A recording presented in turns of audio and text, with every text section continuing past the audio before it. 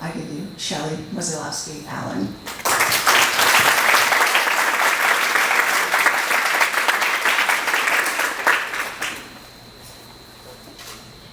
Hello, everybody.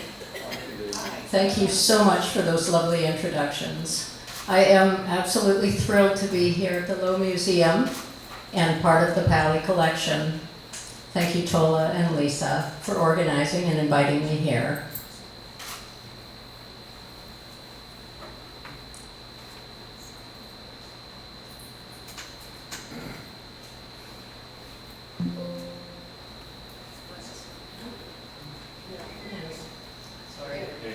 There we go. So tonight I would like to give you some background on my work and my techniques and my inspiration, and also about the influences that glass and light and color have had on me, and I believe on all of us here in the room. That's why we're here. I'm originally an oil painter, like Tola mentioned, and finding glass radically changed my life. Born in northern Manitoba, up in the tundra, in an isolated mining town called Flin Flon. My father was a geologist, so he was out in the field from November to February. So minus 40 below wind chill factor, and he was living in a tent. So it was all I knew though, and it was just fabulous. My sister and I, this was our playground, the Great Canadian Shield. And we used to play on those rocks and the railroad tracks back in the day when your mom just let you out the door to do whatever. And we used to find fantastic things though. We'd find quartzite, we'd find fossils. And the most amazing thing was seeing the non-stop aurora borealis. So most nights this would fill our bedrooms. It'd swirl around the drapery, and all these shapes and forms would play against the drapes, and I would lie in bed just completely overstimulated looking at all of them, imagining creatures, just like you do if you're lying in the field and looking up at the clouds. And sometimes they would give me nightmares because they would turn into these terrifying faces. But it really made a mark on who I am and how I see light and glass. This is some recent work, like in the last decade. I see the blues and the greens and the cold nature of where I came from creeping into my work. Glass is the perfect vehicle for light to illuminate. It enters the pieces of glass and just fills it, and then you see the true form. But it's only that form for a minute before the light changes and it's gone, or the piece looks very different. Sorry. My finger's overzealous. So I have to share these two characters because they were my first exposure to art. Living in northern Manitoba, there wasn't much there. The fellow on the far left, his name is Flintabaddy Floniton, and he was designed by the American cartoonist Al Capp. And he was a character from a science fiction novel called The Sunless City. And in this novel, he fell to the center of the earth in pursuit of gold. And on the right is my first crush I ever had. I was probably 3 or 4 years old. We might all know this character, Rocket Robin Hood. And it's later in life that I saw that my marriage to my husband made my life make a complete circle. And my second exposure to art came in the form of the letter P for painting in the Encyclopedia Britannica. My parents got a volume, and I was just enamored with animals at that young age. I still remember like looking up B for birds, D for dogs, and then when I was looking at pets, I came across painting. And I still remember the moment I looked at this, and I didn't really, I guess at that age, I remember not knowing what it was, but I didn't want to stop looking at it. And the movement and the beauty, it just like transported me. And I just knew like down deep that I wanted to make that. And I still remember that urge. So I went off and I got my crayons and I started drawing on everything. And then I thought, well, if I draw on acetate, from food packaging, and hold it up to the light, then the light's going to pass through the drawings and it'll look like I've seen it on television, or it's like a cartoon. There was something about holding the drawings up to the light that just changed it so much.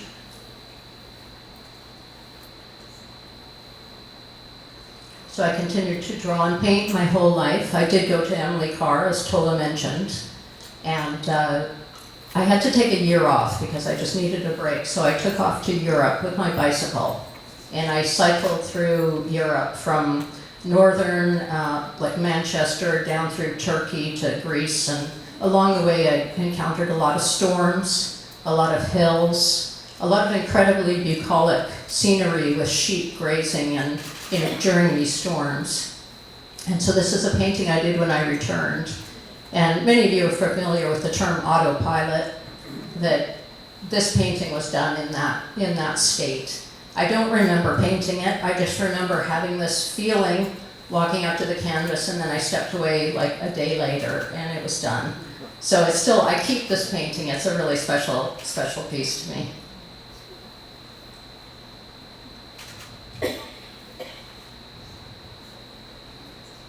I wanted to mention my parents. They've been my mentor and a really strong figure in my whole artistic development. They are first generation Canadians. Their parents fled from the Ukraine, and they continued to live their life just so fearlessly. And they gave me courage and they gave me encouragement in order to take risks. And when I told them that I wanted to become an artist, they just looked at me and they said, well, of course, just work really hard. And so through them, I realized that, life, nothing is certain in life. But if we have trust and we persevere, then that's truly living a good life, your best life. And I had to show this picture just to quickly tell you how much my dad likes honey.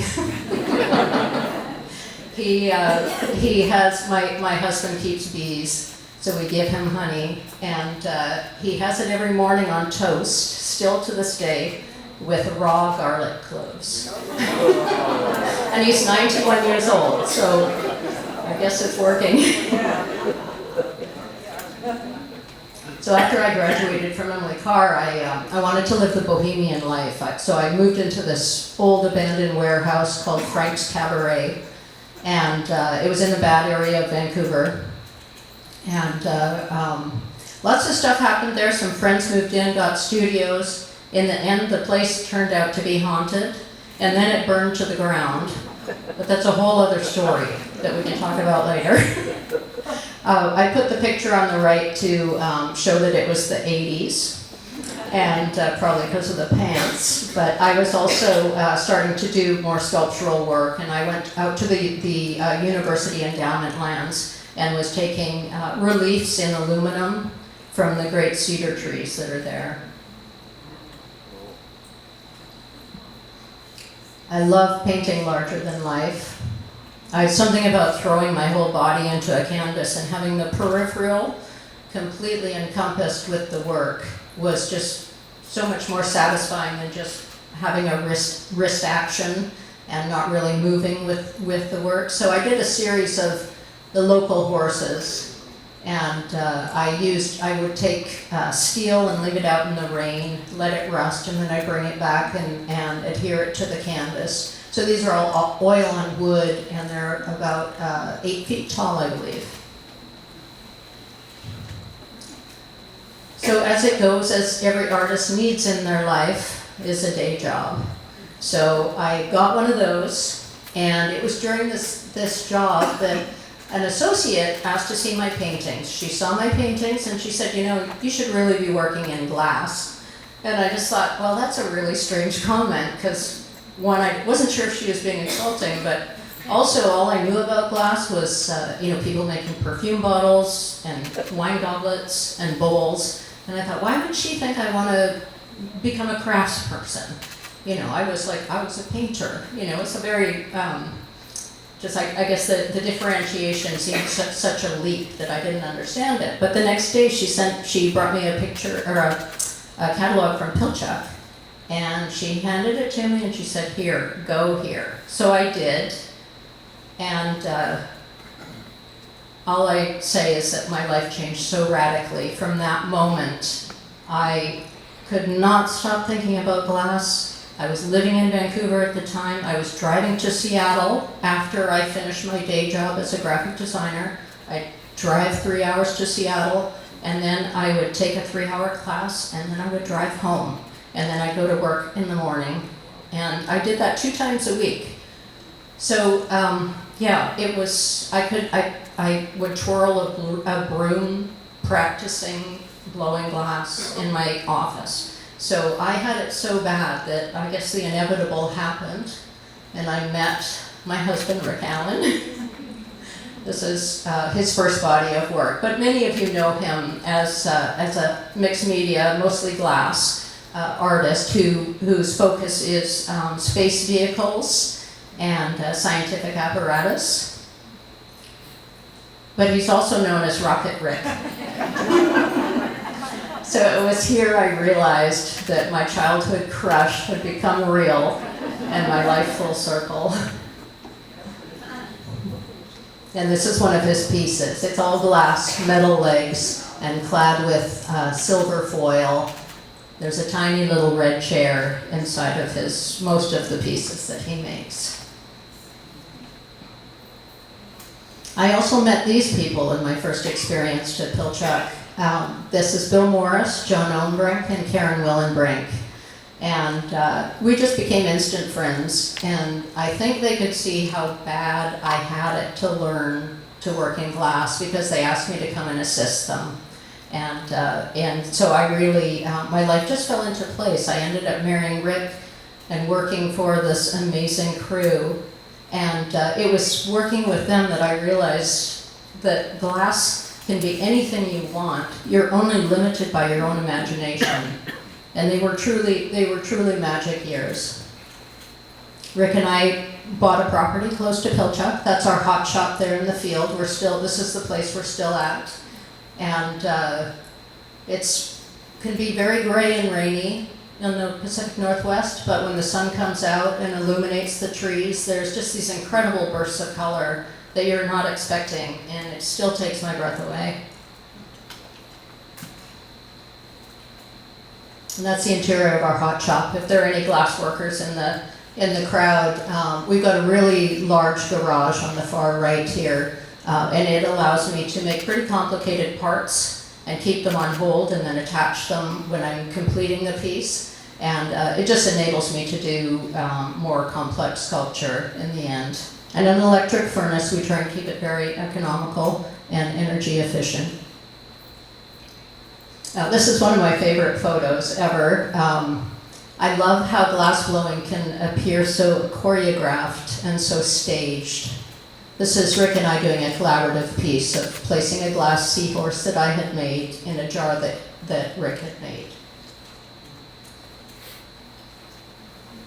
Another collaborative piece, and this is based on the Trojan horse. Once again, it's covered with silver foil, with the exception of those portals, which allows the glass to illuminate and incite some curiosity as to what's happening inside.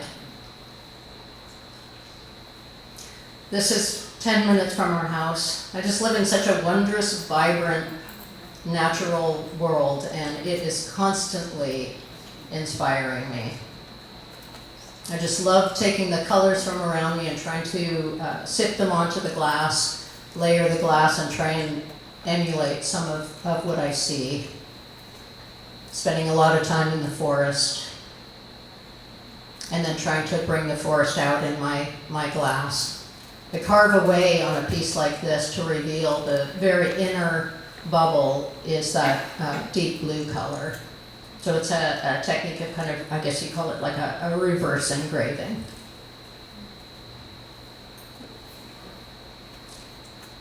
I love making marks and textures with the powder in the glass.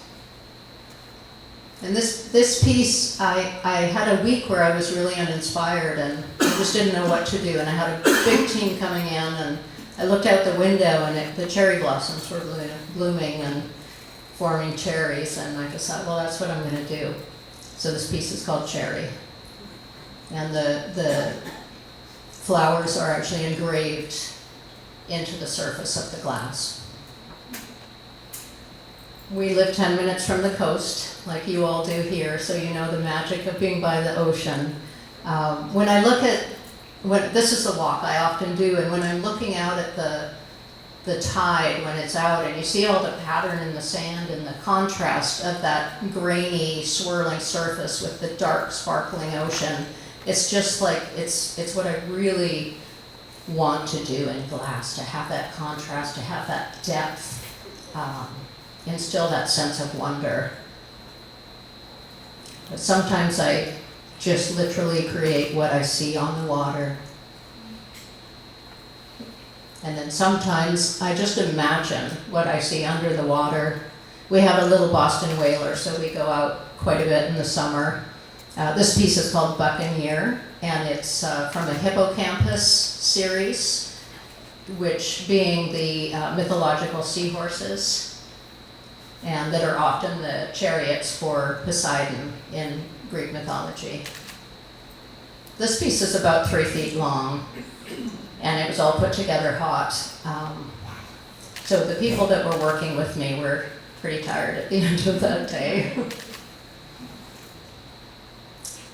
When the sun comes out in my studio, I have to capture it. Any given time it can look like this, though. I often don't even have any table space left to work on. I like to keep everything out so I can kind of keep working on everything at once.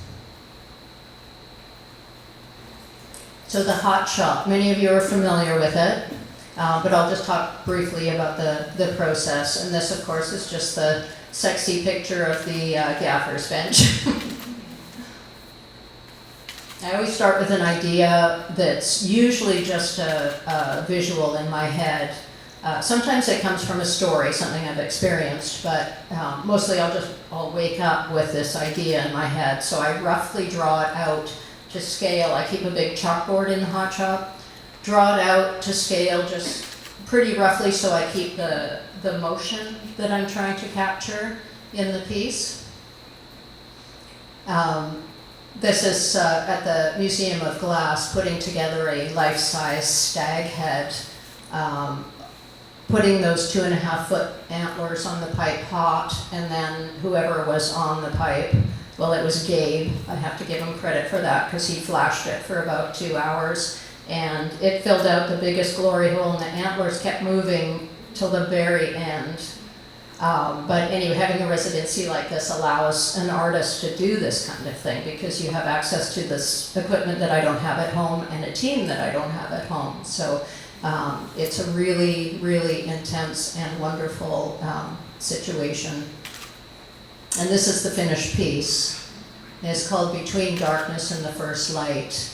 And it's based on a story of I walked out of my studio in the dark, rainy night, and I always wear well, we call them toques in Canada, with the knit cap with the head, and I had a headlamp on it.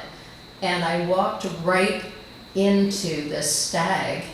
I just felt something, and I looked up, and my headlamp caught the eye, just the glint of the eye, and I just stood so still because I just thought, he can just crush me. And eventually he walked by, and there was actually a lot of other deer following him. It was like maybe 10 of them that passed by me.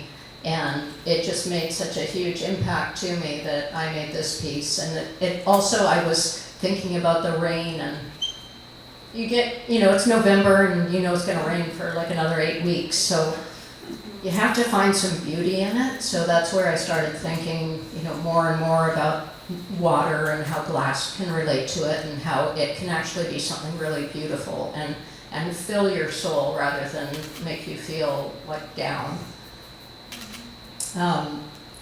Everything starts with the bubble. So this is the bubble right before I start sculpting it. And I've got about 6 gathers of glass on there, and probably about 10 different colors in powdered forms that I've layered and sifted, and I also make patterns on kiln shelf and roll them up. And then if that creates some ridges, I'll often put low lights and highlights in there. Sometimes I can't stop myself, but it's it can take us 2 hours to color the bubble before we even start sculpting it. So I have a very patient team, and I'm very grateful for them. So once the bubble is there, I just put this in so you'd see that I actually make the work myself too. I work on the outside of the bubble, shaping it, and then at a certain point I transfer it to a punty and work on the inside using specific interior sculpting tools that enable me to push the anatomy out and make musculature and bone structure. Anyway, I can get as detailed as I want using these techniques. And that's the finished piece there that the bubble was. Red gazelle, and it's about 24 inches square on a piece of volcanic stone. I collect stones still. I think that's coming from my background that I can't help myself. My husband sometimes gets a little annoyed because I'll have the back of the car filled with them and he has to unload them. Another method that I employ is the Grawl technique. So I partially sculpt out the form and I cover it completely with layers and layers of colored powder.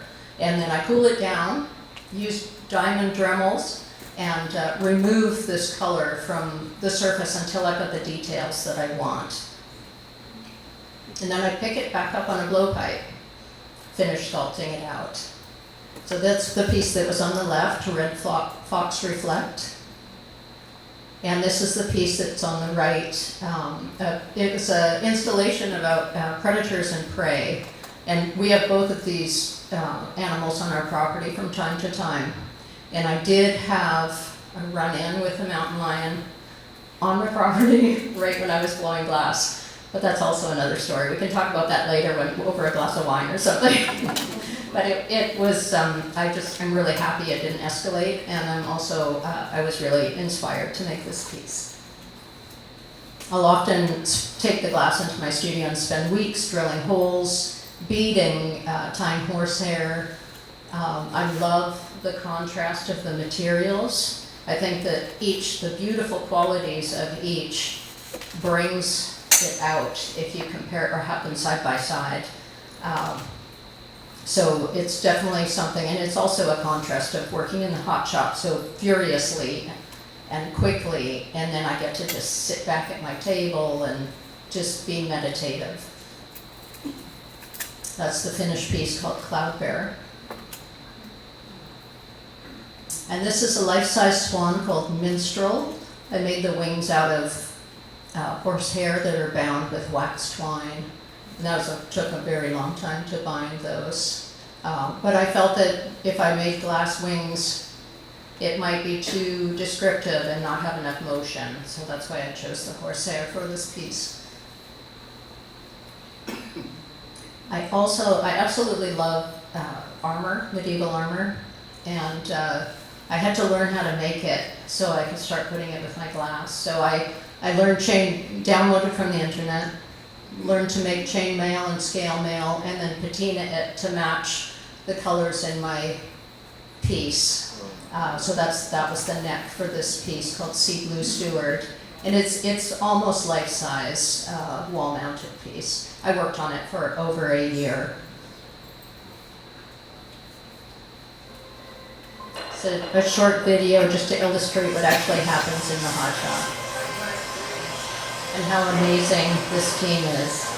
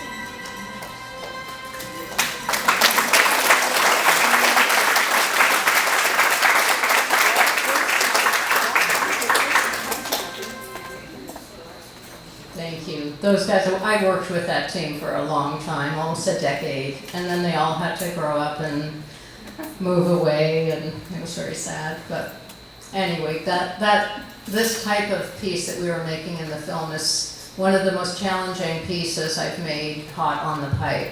Having the flat surface of that blanket that's called cane work. The flat surfaces don't absorb heat, they just reflect it. So it tends to crack so easily. And I think I have only had about 3 of them that survived. So a student asked me yesterday what's the most challenging piece I've made, and definitely this blanketed horse. This is just another vibrantly colored piece that I was trying to emulate the blanket, but actually not doing it. This is called Savannah.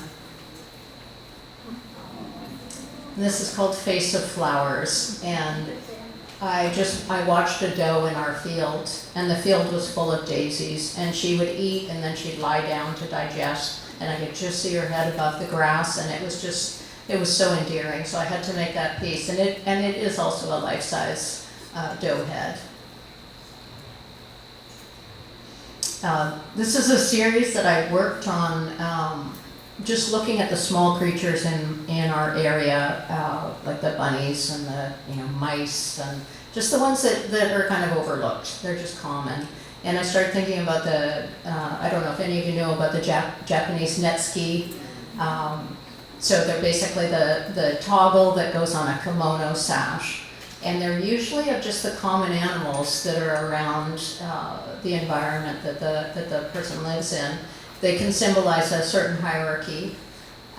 So I named it after that because I was trying to kind of emulate the same idea to give reverence to these common animals. This one's called Run Rabbit. And I used all black glass because I wanted all of the light to be absorbed, and so that you would focus just on the form and the creature and really see it without distraction. This is called Catch. This vessel is probably 20 inches in diameter, and the otter has about 10 fish to choose from that are hanging around it. A horse netsuke pot. And I really love the way the horsehair and the gloss black contrast with each other. And another horse netsuke and a zebra netsuke. These are really tall pieces. I think they're about 36 inches each. I had to talk about this because these are also images that since I was young, I just carried these images around with me, and I keep them up on my wall in my studio. The Lady in the Unicorn Tapestry series, they were commissioned by a Flemish aristocrat to kind of show his wealth and his love apparently to a mistress. And there are 6 of them, and they each symbolize a sense, one of our senses. And anyway, I just love all of the just everything that's in there. It's so complex, and the more you look, the more you see.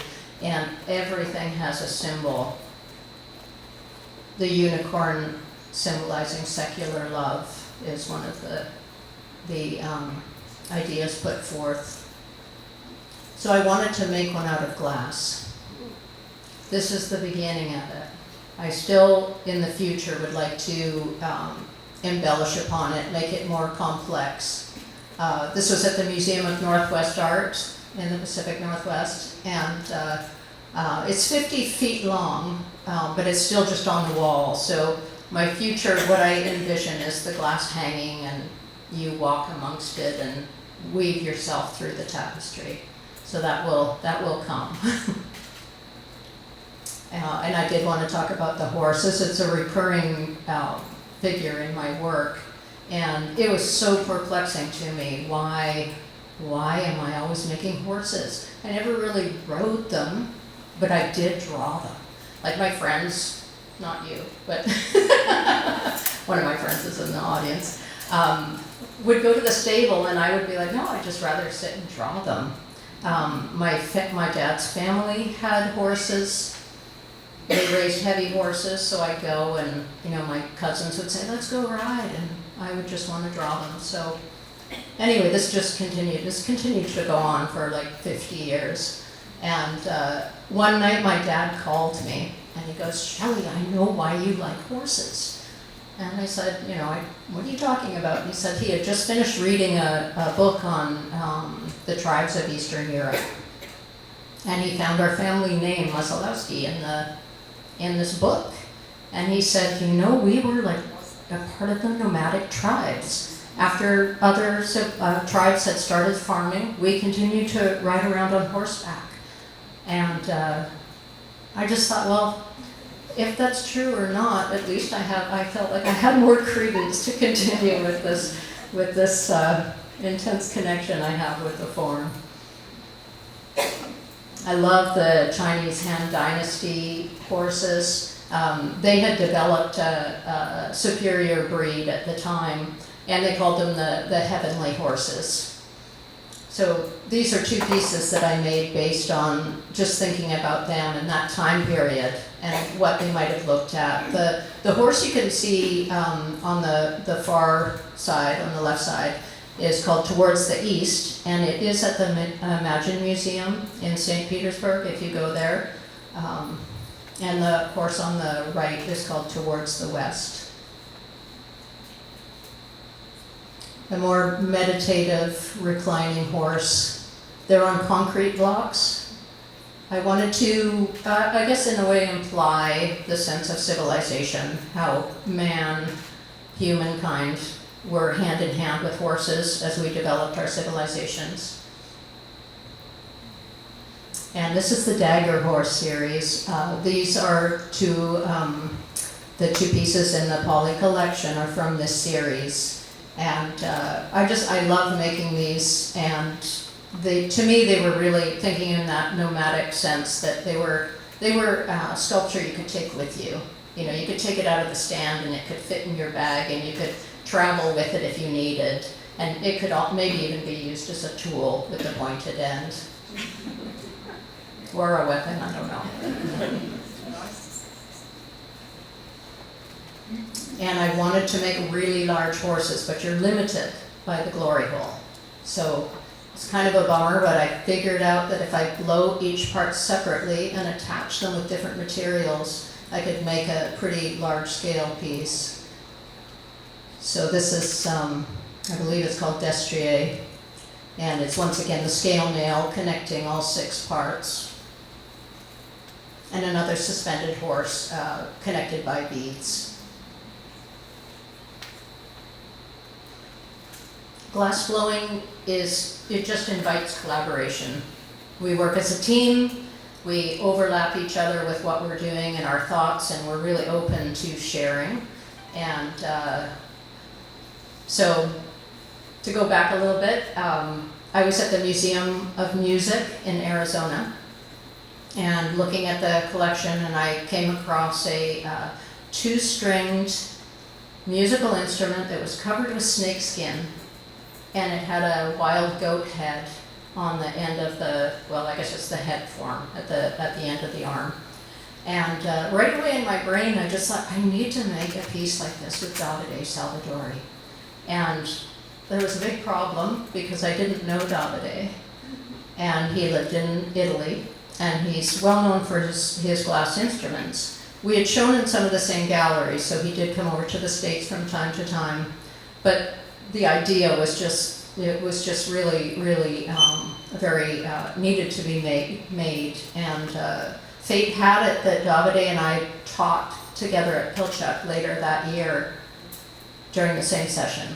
So I thought, well, you have to do it. This is why this is happening. So I saw Davide and his translator Pino standing over by the lodge. So I thought, just go over and ask them.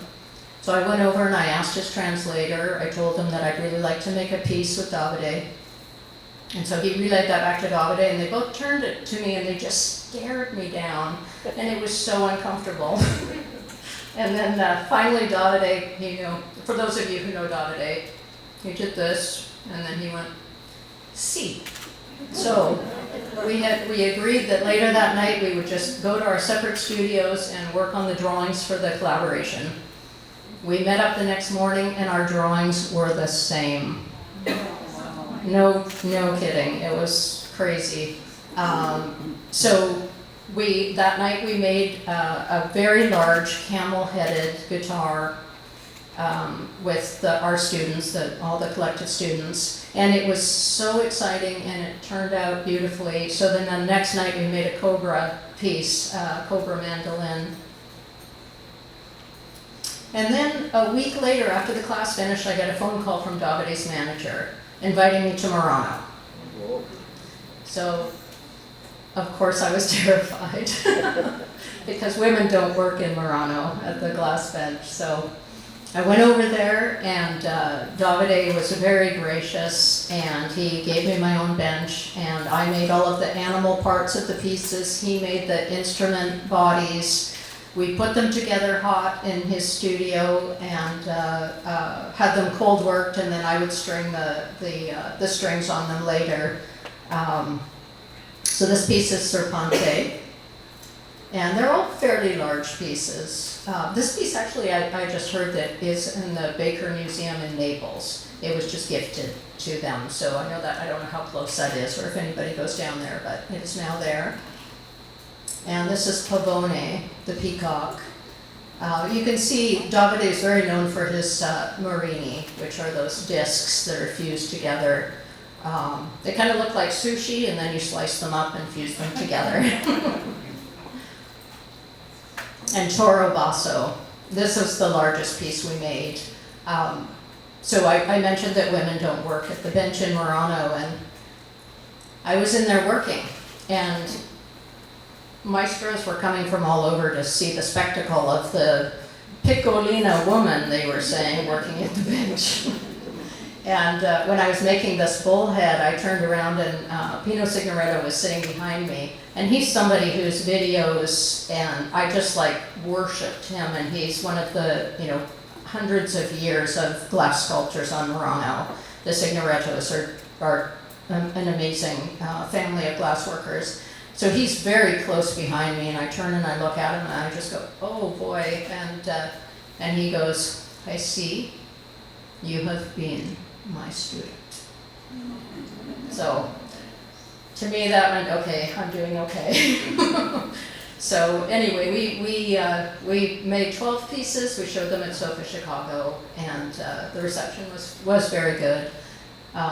It was a real challenge. There were a lot of stories of, the American style meets the Italian ferocious style. The pace was much different. This is another piece called Perona Uomo, Perona Man. And it's a very tall piece. And life size. You could wear it if you'd like. So to bring me back to my own current series. These are the reflection pieces, and you've seen one called Red Echo on the invitation. Sorry, I'm just going to catch up with myself here. Yeah, so making these pieces, I just, once again, was working with the idea of the beauty of the water in the fields and the reflection of what I would see reflecting in the water. And I realized that glass is just the perfect medium to tell this story. Light enters it, and it illuminates it, and it bends, and it scatters all across the glass, and then creates this form that's solid and ethereal. And it just reminded me a bit of our own existence and moments in time. We have them, and then they're gone. So I continued to make this series. And I'm still continuing to make it. I will make the positive, so the top piece, and then I just freehand sculpt out the bottom to match it. So it's a real, it's very challenging, but it's really fun. People have said, oh, just do a mold, and I just don't want to make molds. I just want to have that experience of trying to make it match. Just using like my fingernail, it's about that size, and it's worked out so far, but they do take a long time to make because I have to make the positive, the negative, and then we join them on another day. The trumpeter swans migrate through our Skagit Valley 2 times a year, and it is such an amazing sight. thousands of these enormous birds, and it is so cacophonic. Like I have recorded the sound, but I figured I didn't want to play because it's really pretty irritating in a way, but also just phenomenal. So I made a piece based on that migration. This is called Sea Swan, and it is a life-size swan, and its reflection in the rain. And it, once again, is just, just shows this natural phenomenon in a moment in time and the fragility of this progression. That's the complete piece that's about 8 feet tall, I believe. This piece is called Sport, just having a little bit of dark humor with the preservation of some species. And that the bullseye is it's a powder painting that I picked up on its surface. And he's very tiny, he's only 7 inches big. Another one with the PFDs being a little more literal and maybe trying to get a point across with a little more humor. Also very tiny polar bear.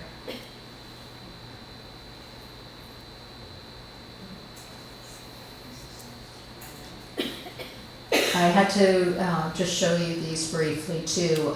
Right before lockdown and COVID, Rick and I, my husband, were asked to do a collaborative public sculpture, to do 2 of them based on the Pacific Northwest natural life. And they would be, their final resting place would be in Bellevue, Washington. So we ended up, it was COVID, so we didn't really have a glass blowing team, and we thought, we should just really make this with materials around our property. So we started pruning all of our fruit trees, and we cut I think you call them suckers, into like a 4-inch pieces, and we clad steel armature with thousands of these. And we ended up making a 21-foot by 18-foot giant Pacific octopus that stands outside an Amazon building. And it is cast in bronze. But the bronze, you would never know. The bronze, the foundry did such an amazing job that it looks like wood. It looks like the original wood. And we also made a heron, the great blue heron of the Pacific Northwest. And we made this in like the fish catcher's basket style.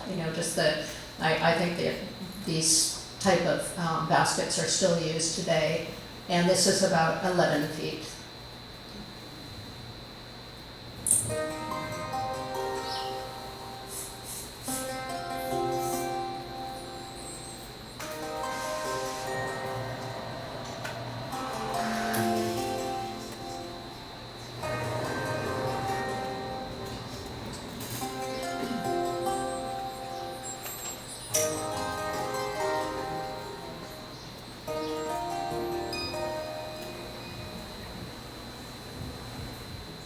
A snippet from our life. Thank you so much for being here in the audience.